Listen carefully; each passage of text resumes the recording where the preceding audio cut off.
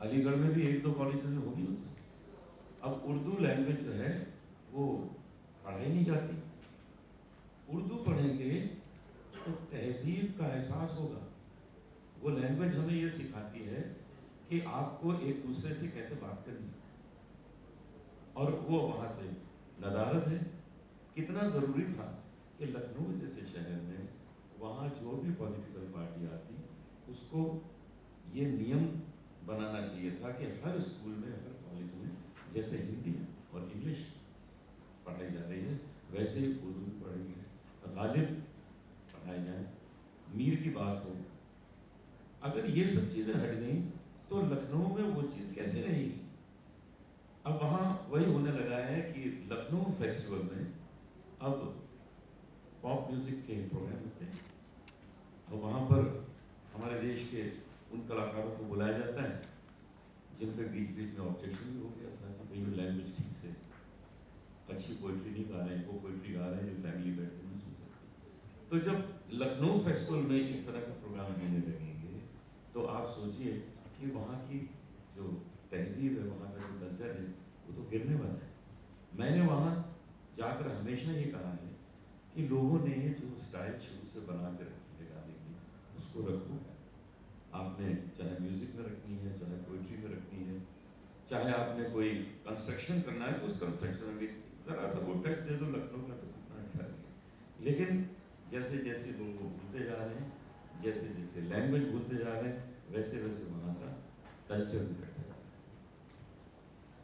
तो आपकी बातों से मुझे ये लगता है कि आप ये मानते हैं कि आधुनिकता की अंधी दौड़ और उसके अंधानुकरण ने लखनऊ की संस्कृति को भाषा से तो दूर किया ही, और परिणामतः हम अपनी संस्कृति से दूर होते चले गए। देखिए, अगर वहाँ पर भारतीय जनता पार्टी आ गई तो मैं लखनऊ चला जाऊँगा और वहाँ पर इस काम के लिए खूब समय दूंगा कि वही वक्त पहले आए, वही कल्चर पहले आए, वो लैंग्वेज आए, और जगह जगह मिर्ज़ा गालिब की गज़लों के फेस्टिवल हों, लोग सुने कि भाई। अब देखिए आजकल क्या हो गया है कि जंगलों में जो शेर हैं उनको बचाने के लिए करोड़ों रुपया सरकार खर्च कर रही है। अरे गालिब के शेरों को बचाने के लिए कुछ लाखों रुपये, 1 रुपया नहीं निकालते। उनके शेर जो हैं वो ज़िंदगी भर रहेंगे, ये शेर तो आते जाते रहेंगे। इसलिए बहुत ज़रूरी है कि हमारे बड़े बड़े शायरों के जो शेर हैं उनकी हिफाजत करो, उसके लिए एक बड़ा फंड बनाओ जिससे कि हम वही कल्चर अपने बच्चों में फिर देख सकें। सर, आपने थोड़ी विरोधाभासी बातें कर दी और मुझे लगता है कि मुझे हस्तक्षेप करके आपसे मैं वही तो चाहता था, मैं पूछ लेना चाहिए मुझे। मुझे लगता है कि भारतीय जनता पार्टी उर्दू, मीर, गालिब, ये सब बड़े दूर दूर सी चीजें लगती हैं हमें कि भारतीय जनता पार्टी का गालिब से क्या लेना, भारतीय जनता पार्टी का उर्दू से क्या लेना। अगर उसकी सरकार आएगी ये सब तो गोमती के पार चले कहीं नजर आएगा। मैं जाऊँगा। एक मिनट आपके पास मेरा लेना देना तो है, मैं जाऊँगा। बहुत बढ़िया। मेरा तो, मैं आजकल प्रसार भारती का बोर्ड मेंबर हूँ और दूरदर्शन और ऑल इंडिया रेडियो को सुधारने में लगा हूँ, और आप सबको बहुत खुशी होगी जान के कि 10 महीने से मैं वहाँ बोर्ड मेंबर हूँ, और इस 10 महीने में जो कभी नहीं हुआ था कि दूरदर्शन अब प्रॉफिट में। बहुत बधाई आपको। लेकिन हसनैन साहब, क्या आपको लगता है कि भारतीय जनता पार्टी की सरकार आएगी तो उर्दू के लिए कुछ किया जाएगा? चाहे जलोटा साहब को ये विश्वास हो, इनको अपने ऊपर विश्वास हो, इनको स्पेस मिल जाएगा उस शहर में। आपको क्या लगता है कि भारतीय जनता पार्टी की अगर सरकार वहां आ ही जाती है, हालांकि मैं राजनीति पर नहीं जाना चाहता था लेकिन गुरुवर ने उस ओर हमें बढ़ा दिया है, तो हाथ पकड़ के अगर रास्ता दिखाएंगे तो चलना तो पड़ेगा ही। तो आप बताइए कि क्या लगता है कि उसमें अगर कोई निजाम उनका आता है तो उर्दू का कुछ भला होगा?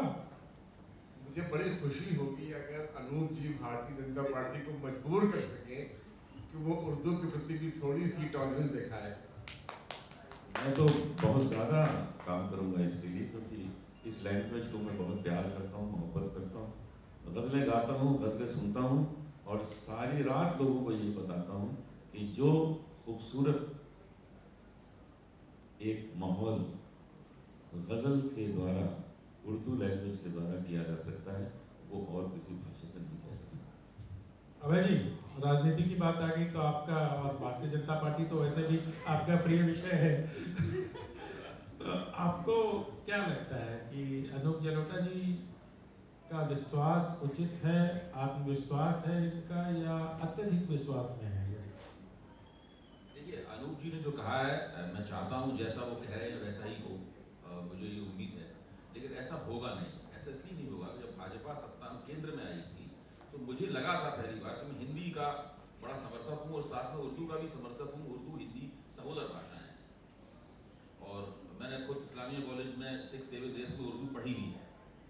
और उर्दू साहित्य जितना हिंदी में छप के आता है लगभग सारा का सारा मैं नियमित रूप से पढ़ता हूँ। और हिंदी के क्षेत्र में उर्दू साहित्य जो है वो नागरिक में छप के आता है, उसके बड़े पैमाने पर पाठक है। यहाँ तक कि उर्दू पढ़ने वालों से भी ज़्यादा बड़े पाठक हिंदी के क्षेत्र में उर्दू साहित्य को मिलते हैं। तो मैं ये कहना चाहता हूँ कि जब भाजपा सत्ता में आई थी तो मुझे बहुत उम्मीद थी कि वो हिंदी के लिए और भारतीय भाषाओं के लिए वो लोग कुछ ऐसा काम करेंगे जिससे पूरा का पूरा भाषाई विमर्श सारे देश में बदल जाएगा और जो अंग्रेजी का कब्जा है भारत के ऊपर वो कब्जा थोड़ा ढीला होगा। तो मुझे मोदी जी हिंदी में जरूर भाषण देते हैं सब जगह, ये सही बात है। राजनाथ सिंह जी भी हिंदी में बोलते हैं और भारतीय जनता पार्टी के बहुत से नेता हिंदी में बोलते हैं, जो कांग्रेस में कम हिंदी बोली जाती थी। लेकिन इसके अलावा दरअसल बुनियादी कोई परिवर्तन हो भाषाओं के क्षेत्र में, ऐसा उन्होंने नहीं किया। अगर वो केवल उच्च शिक्षा की भाषा भारतीय भाषाओं में कर देते और वहां से अंग्रेजी को हटा देते तो आज भारत में अंग्रेजी के प्रभुत्व की कमर पूरी तरीके से टूटने की शुरुआत हो जाती। लेकिन उन्होंने नहीं किया। जो यथास्थिति थी, जो स्टेटस खो था लैंग्वेज के बारे में, वो उन्होंने जारी रखा। और मुझे लगता है कि उर्दू को आगे बढ़ाने के लिए तो भारतीय जनता पार्टी को अपने अंदर एक बहुत बड़ी तब्दीली लानी होगी। और अगर जुड़ा साहब उसके लिए उसे प्रोत्साहित कर पाए तो मेरी सारी सदाशयता उनके साथ जरूर होगा, क्योंकि वहाँ जो चेंजेस हैं, जिस तरह हमको और मुजफ्फर अली साहब को हमें प्रसार भारती में लेके आए हैं, तो उनको पता था कि हम लोग आके कुछ काम करेंगे, कुछ करके दिखाएंगे, और हमने करके दिखाया है। उत्तर प्रदेश में भी हम ये काम करेंगे, क्योंकि मैं ये चाहता हूँ कि पार्टी में कुछ काम करने के लिए कुछ लोग होते हैं जो सच में उस सब्जेक्ट पे काम कर सकते हैं। जैसे एक बहुत अच्छी बात की अभी कि संगीत नाटक एकेडमी में चेयरमैन बनाया गया शेखर सेन को। शेखर सेन को चेयरमैन बनाने का मतलब है कुछ अच्छा सोचा, एक ऐसे व्यक्ति को बनाओ जिसमें संगीत भी है, नाटक भी है। वो नाटक करते हैं, बहुत अच्छा कबीर सूर तुलसी पे नाटक करते हैं। तो हम इस तरह के काम अगर करेंगे किसी ऐसे व्यक्ति के माध्यम से जो आगे चल के उस संस्था को और सुधार सकता है। मैं आजकल भगवत गीता रिकॉर्ड कर रहा हूँ जो उर्दू में, बहुत जल्दी आप हमारी भगवत गीता पूरी सुनेंगे जो हमने उर्दू में रिकॉर्ड की। इस तरह की चीज़ें अगर हम करेंगे तो ये भाषा घर घर पहुँचेगी, क्योंकि मैं जानता हूँ कि अगर एक पॉपुलर म्यूजिशियन उस भाषा को पूरी तरह से प्रमोट करेगा तो फिर लोग सुनना शुरू करेंगे। आपकी आशाओं के साथ आपकी आशाओं को पंख लगे और मंजिल मिले, यही मतलब मेरी भी इच्छा है। लेकिन आपने शेखर सेन का उदाहरण दिया, सर शेखर सेन के साथ सुधाकर शर्मा को भी झेलना पड़ा संगीत नाटक अकादमी को 1 साल। तो खैर ये मुश्किलें आएंगी, रास्ते बदलने में। बिल्कुल। नदीम हसनैन साहब, आखिरी सवाल आपसे ये मैं जानना चाहता हूँ कि जिस तरह की बातें यहाँ हो रही हैं, क्या यही बातें जिस ओर अनूप जलोटा साहब ने इशारा किया या अपने शुरुआती वक्तव्य में अभय दुबे जी ने इशारा किया था कि 80 के दशक में और 70 के दशक में जिस तरह के राजनीतिक बदलाव हुए, तो राजनीति तो समाज पर परिलक्षित होती है, इसमें किसी को कोई संदेह नहीं है। लेकिन वो किसी शहर के मिजाज को भी बदल दे, ऐसा संभव है क्या? मुझे लगता है कि 2 चीज़ें इससे बड़ी इम्पोर्टेंट हैं जो कही गई है। और पहले जो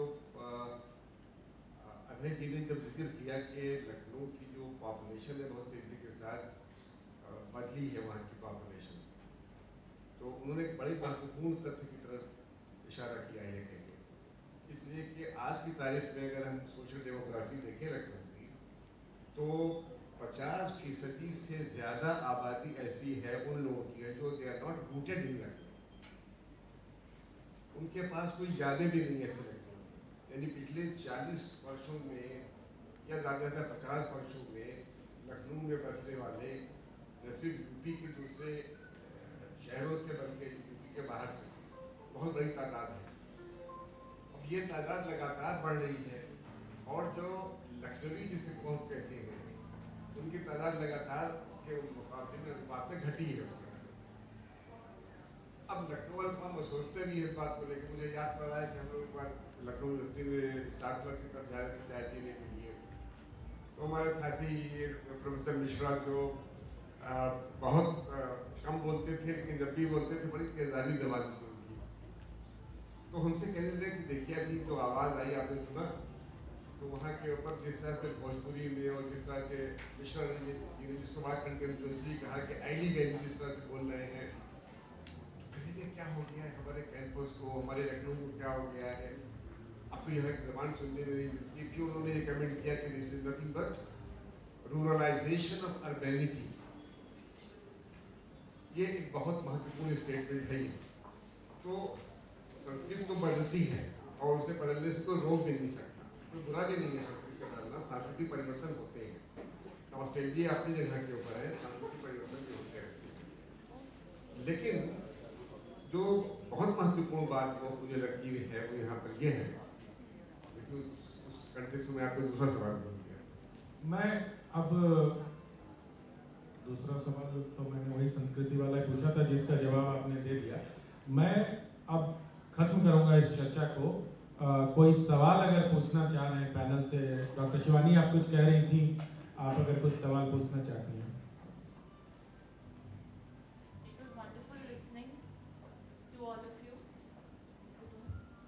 मैं आलोक जी से अनुरोध करूंगी कि थोड़ी नजरें आए आगरा की तरफ भी हो जाए कि सब कुछ लखनऊ के लिए ही। हम लोग पिछले 18 साल से, मैं तो 5 साल से उससे जुड़ी हूँ, हम लोग बज़्म-ए गालिब सेलिब्रेट करते हैं और गालिब की बर्थ सेंटिनरी 27 दिसंबर को होती है। और आपको पता ही है गालिब आगरा में पैदा हुए थे, वहाँ उनकी हवेली भी है। तो हम लोग बज़्म-ए गालिब करते हैं, परिचर्चा, बेतबाजी और एक कॉन्सर्ट।